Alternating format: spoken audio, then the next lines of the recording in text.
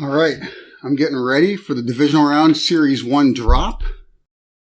Let's refresh the page here. It's 3 o'clock, so I should be able to sign in. Got to sign back in. Yeehaw. Oh, the site's got an issue.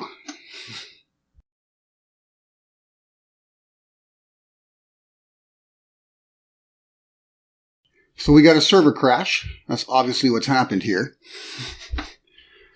And I'm going to have to wait a bit to get back in. So each time they do one of these drops, they add a few more people. So we're probably at a point now that there's quite a lot of people trying to get in at the same time. Everybody's eagerly anticipating this. It's literally 3:01. The site's supposed to open at 3, so it makes full sense to me. Now, you can connect to the queue anytime between 3 and 4. It doesn't really matter. It's a randomized queue, so as long as you're in before 4 o'clock, you've got a chance. There's close to 30,000 packs available, so as long as my number ends up within the first 30,000, I'm feeling good because you only buy one pack. This isn't one you can get back in the queue like UFC Strike.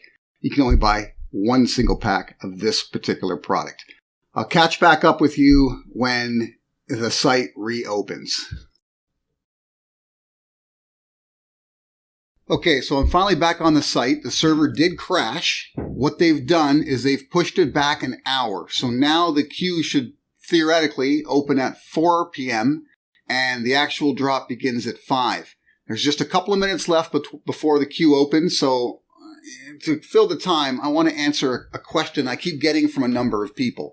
And keep in mind, I'm relatively new to NFTs, but I am not new to the collectibles market. I was big into collectible card games. I was part owner in a couple of stores, manager of more than that, and I understand where the confusion comes from when people ask me, how much do you think these NFTs will be worth? And in particular, these new NFTs. So UFC Strike, NFL All Day. I keep getting this question, how much do you think they'll be worth? Here's the disconnect I think that people have when it comes to the value of NFTs, is they compare it to what they recognize most, which is either, in my case, collectible card games, or in most people's cases, sports cards. And there's a huge difference between NFTs and hard stock collectibles, and that's the marketplace. Okay, this is the biggest difference, because my first hobby shop, collectible card store that I opened it with a friend of mine because we had accumulated so much in the way of value in hard stock collectible cards that we wanted to get a return on our investment, but a fair return. And there was no way we could do that selling them directly to a store, taking our collection to a store and being, offering it for sale. The problem there is that everybody wants to pay under value, especially stores. They were going to give you maybe 50 to 60% of the actual value that was available. So you're losing half your money as far as the value goes. And on top of that, the value was determined by some arbitrary individual or some arbitrary production. So for sports cards, kind of Beckett was the authority on what a card was worth. They got to decide. Sure, they took in certain market cues, but for the most part, they kind of came up with their own numbers. And they said, this is what it's worth. Collectible card games, same thing. In the very beginning, there was a publication called Scry Magazine. They kind of set the standard.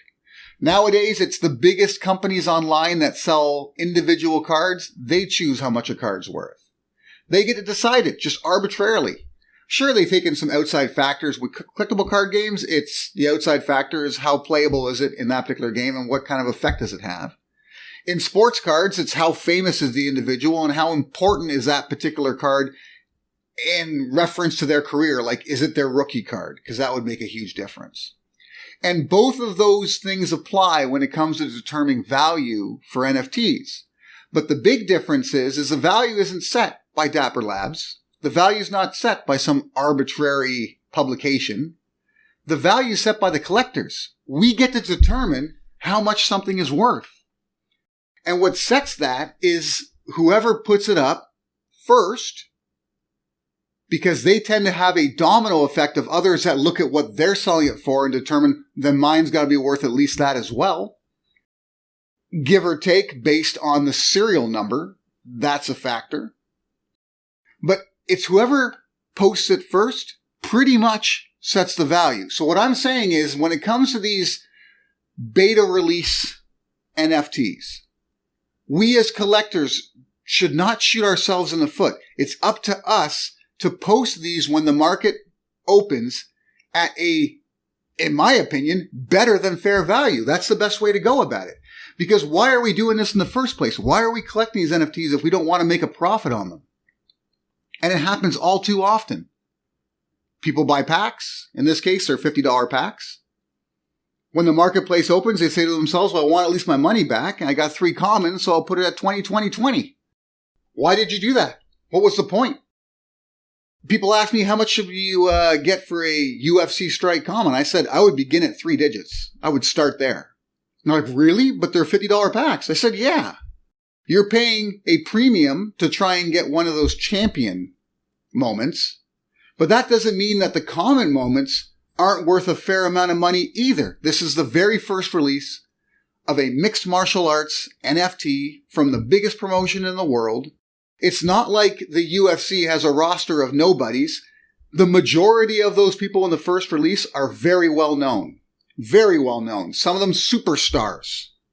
So even though it's a common, why would you then hamstring yourself and offer it for anything less than 3 digits? Anything less than a couple $100.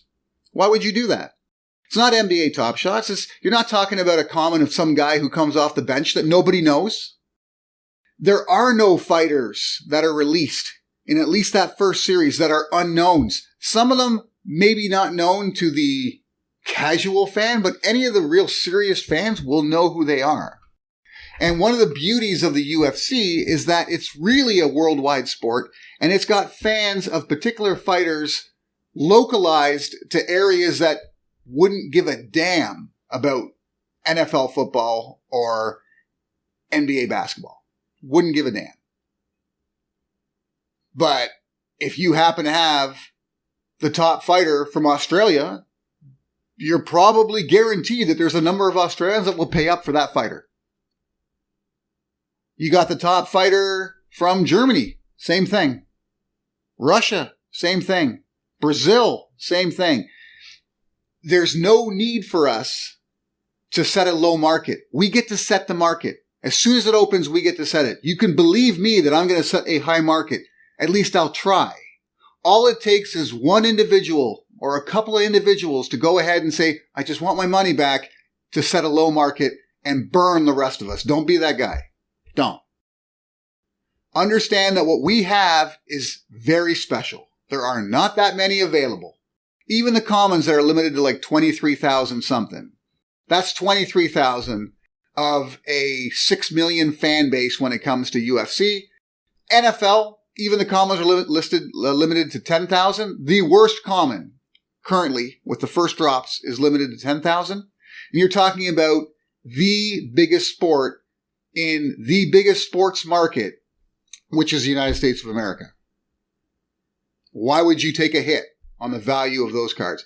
People are going to want to price them the same way NBA All Day is priced. Well, you're wrong if you do that. That's a mistake. That's a huge mistake. They should be going for more than NBA. They really should. And if you don't think so, you shouldn't be investing in NFTs. It's that simple. So don't ask me what you think they're worth. You know what they're worth. You get to set what they're worth. We're the community. We're the collectors. We're the ones that control the market. So let's set a good one, at least for us.